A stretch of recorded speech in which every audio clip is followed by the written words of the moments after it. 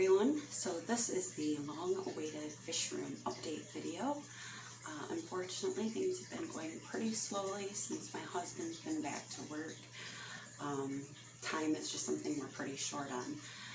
I have kind of spliced in clips from the last video so you can see the differences. I hope you enjoy it. And also, I want to thank Langen and Animals for sending me this little sponge filter. I am looking forward to trying this out in one of my 5-gallon tanks. And I want to thank DeFreese Aquariums for their channel sticker. So, enjoy!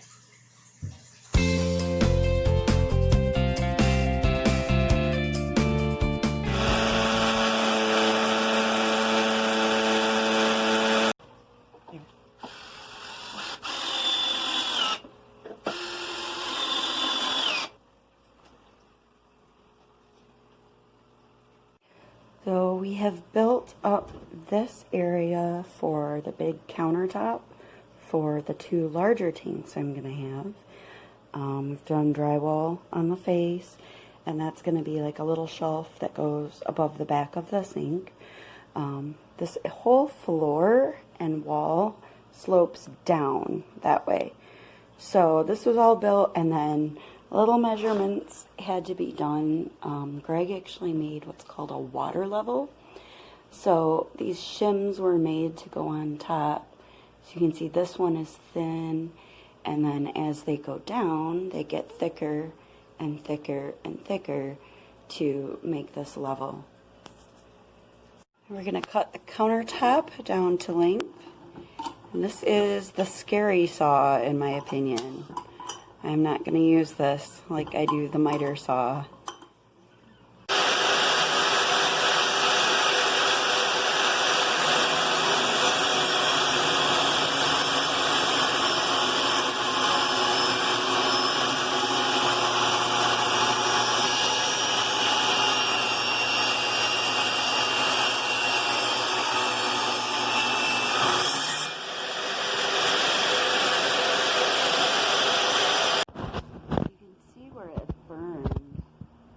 Right here, and it's just when the cut was getting started.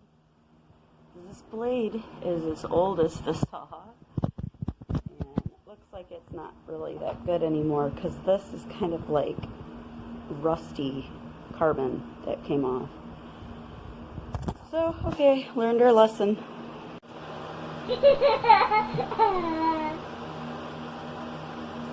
So this is the countertop. It's a nice like faux black marble laminate, and it's all installed. It is long enough for me to have a 40 breeder and a 75 with some room left over. These outlets have got the plate covers on them now, and you can see that the walls are green. Each outlet is on a separate breaker so that if one tank goes down, the other will not. And then, of course, this is all finished. All the seams were all caulked in. And these edges, for this kind, you have to glue on and then file to size. So I think it looks really nice, and I like the black with the green and the color of paneling, which is also starting to get trimmed out nicely.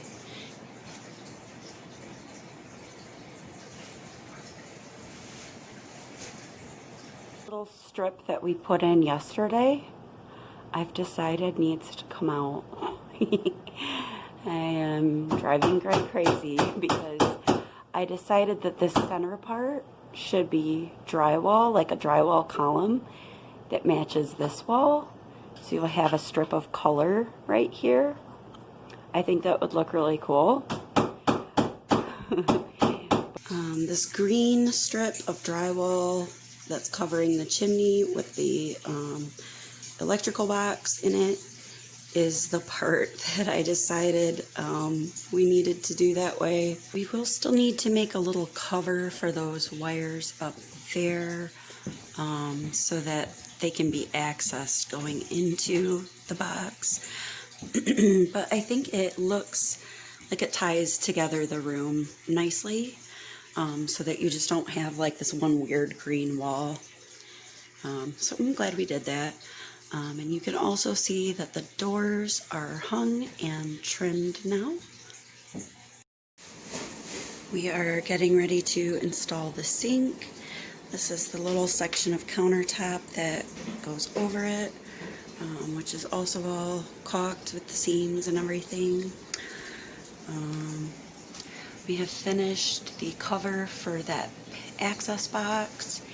And then here on the wall, I want to put a little cabinet where I can keep medications and use the small countertop there for measuring and whatever else. The sink and the cabinet it came in, and the faucet we got on a crazy sale a few years ago at Home Depot. We bought it when this room was originally going to be turned into a laundry room. But look at how things have changed. Sorry for the noise in the other room.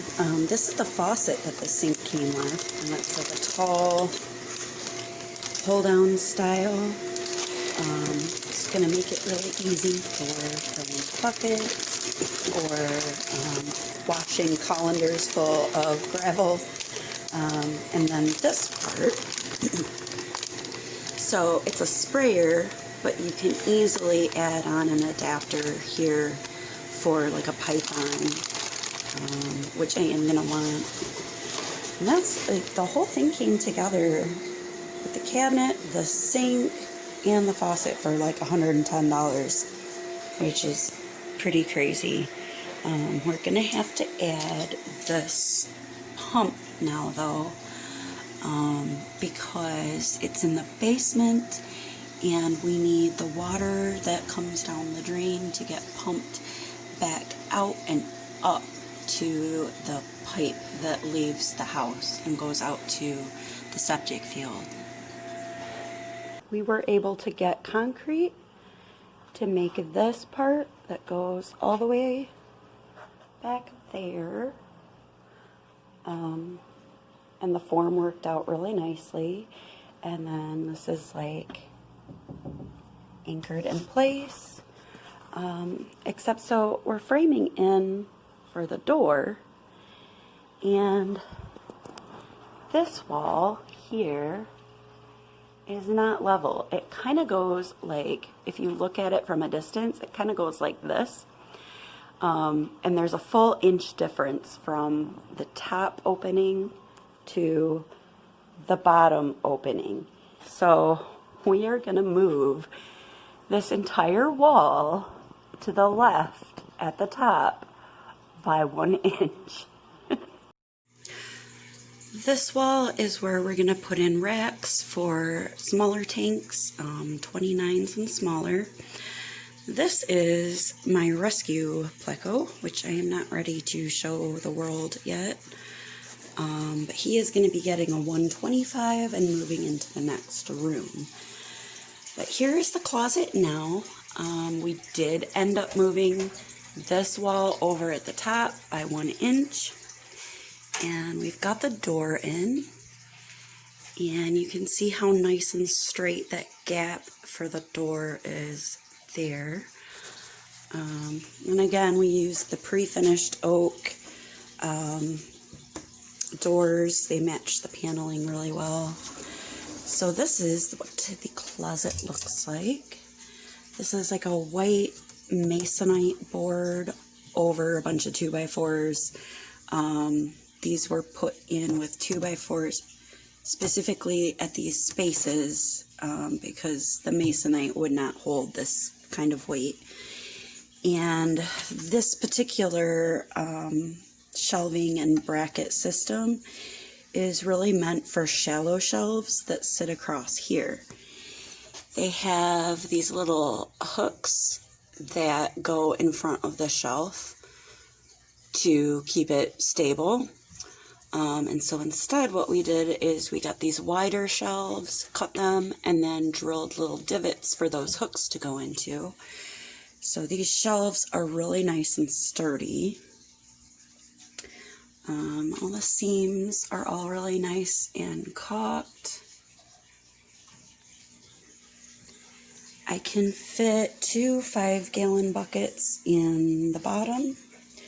But I'm thinking this is not going to be enough space for all my fish stuff. Like, it's amazing the amount of crap you accumulate when you have multiple tanks. Also got these really nice thick plastic shelf liners. The shelves are 14 inches deep, and these were supposed to be 14 inches deep.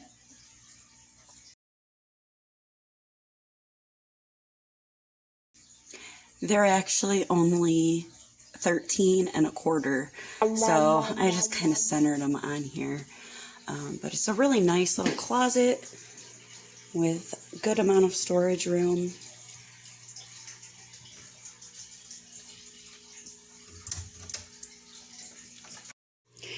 And so through here, where the sauna used to be, we're still keeping a bunch of tools for working on this room. And this we were thinking we were going to turn it into a workshop space for Greg, but I'm thinking we're going to have to use some of this for storage for my fish stuff.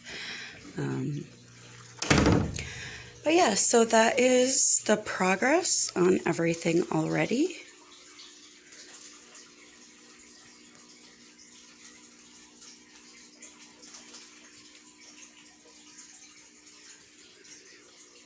So I hope you enjoyed the update video. We are slowly but surely making progress.